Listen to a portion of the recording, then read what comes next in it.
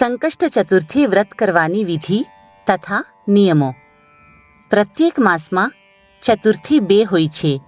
શુક્લ પક્ષમાં આવનારી ચતુર્થી વરદા કે શુક્લ ચતુર્થી કહેવાય છે અને કૃષ્ણ પક્ષમાં આવતી ચતુર્થીને કૃષ્ણ ચતુર્થી અથવા સંકષ્ટ ચતુર્થી કહેવાય છે.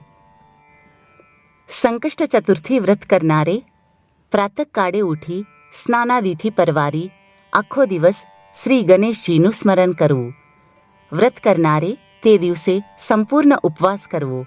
અગર ના રહી શકાય તો દૂધ વગેરે પ્રવાહી લઈ શકાય. સાંજે ચંદ્રોદયના થોડા સમય પહેલાં ફરીથી સ્નાન કરી શ્રી ગણેશજીનું ષોડશોપચાર પૂજન કરવું અને ચંદ્રોદય સમયે ગણેશજીને નૈવેદ્ય ધરાવવું. નૈવેદ્યમાં લાડુ, મોદક, દૂધ, ચૂરમું આ પ્રમાણે કોઈ પણ વસ્તુ ધરી શકાય છે.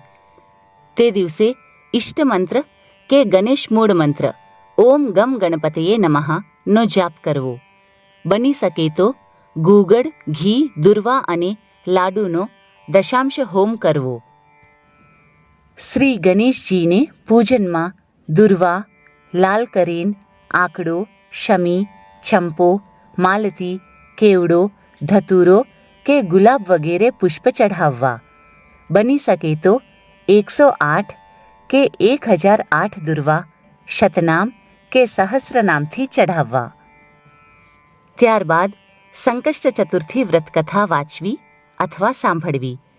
સંકષ્ટ ચતુર્થી વ્રતમાં પ્રત્યેક માસની વ્રતકથા અલગ હોય છે.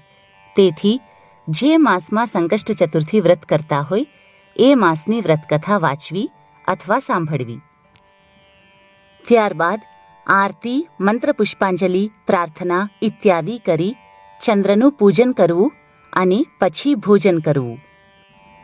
વ્રતના દિવસે ક્ષૌરકર્મ નહીં કરવું, બ્રહ્મચર્ય પાળવું, ક્રોધ નહીં કરવો અને મન, કર્મ, વચનથી કોઈને દુઃખ થાય તેવું નહીં કરવું.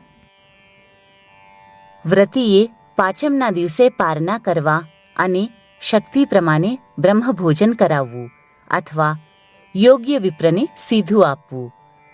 આ પ્રમાણે કૃષ્ણ ચતુર્થી વ્રત કરવાથી વ્રત કરનારની મનોકામના પૂર્ણ થાય છે અને અંતે શ્રી મહાગણપતિના સ્વાનંદ લોકને પામે છે. બોલો શ્રી ગજાનન ગણપતિ મહારાજની જય.